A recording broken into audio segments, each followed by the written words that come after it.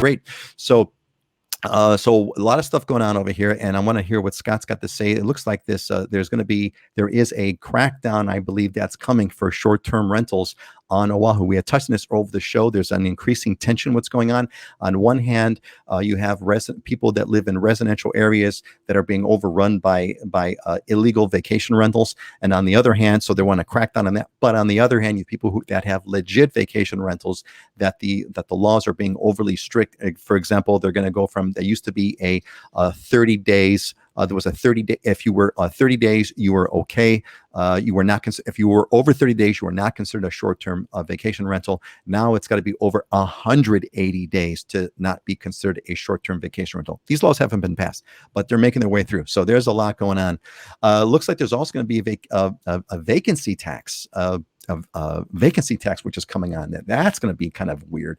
Vacancy tax meaning that there's a lot of properties, apparently a lot of properties on Oahu, which are being bought by foreign investors, or investors in general. It doesn't matter if you're foreign or not. They're being bought by investors, but they're being left empty. And one of the reasons that people are stating that they're being left empty is there's economic incentive to leave them empty. There's very low property tax in Hawaii. So what they're talking about is kind of increasing the vacancy tax. In other words, if a unit is vacant, it's going to be subject to an additional property tax. That's going to be interesting. We talked about international buyers. International buyers, it looks like they're on their way. That was the article going on with COVID. That's loosening up. Looks like actually a Korean market might be one of the first markets opening up, and it may be unleashing quite a bit of buyers coming from Asia. So South Korea is going to be the interesting one. Japan's been traditionally the biggest one, but Japanese are subject to a 10-day quarantine when they go home. So they're not expecting a big rush from Japan, but they are expecting one from South Korea. So I'll be interested to kind of see what our friends think about that, Heidi and Scott and Dylan. Masking forever. Now, this one is interesting, and I want to hear what my team thinks about this one. So, on one hand, we're being told by the lieutenant governor that they may be dropping the mask mandates in January if things stay low, if the cases stay low. But on the other hand, there's stories that the cases are spiking in Europe. It looks like there may be spiking also on the mainland, and if that happens, the masking is going to be going on forever. So it'll be interesting.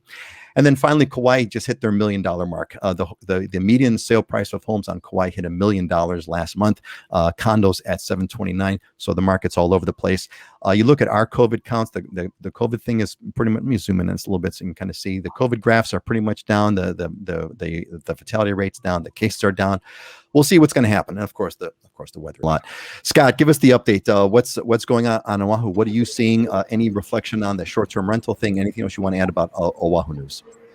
Yeah, on the short-term rental component, I'm hearing rumors that is going to pass. And I said my piece a few shows ago. I don't agree with it. I think it's going to be a train wreck, and I think it's that there's going to be zero benefit from it. I think it's going to be actually worse. I've never seen the neighborhoods being overrun with vacation rentals. Yeah, there were some problems in that bill significantly that they passed a couple of years ago. I think it was Bill 89, if I'm not mistaken.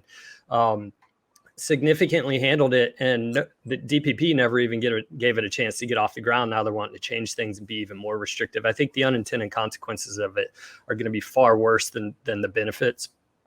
As far as the vacancy tax, I don't understand that one either. I mean, the $3 million condo by someone who's from Japan that leaves it vacant in YA or something, it's not like a local person's going to be able to afford the rent on that or afford to buy it. So, whatever.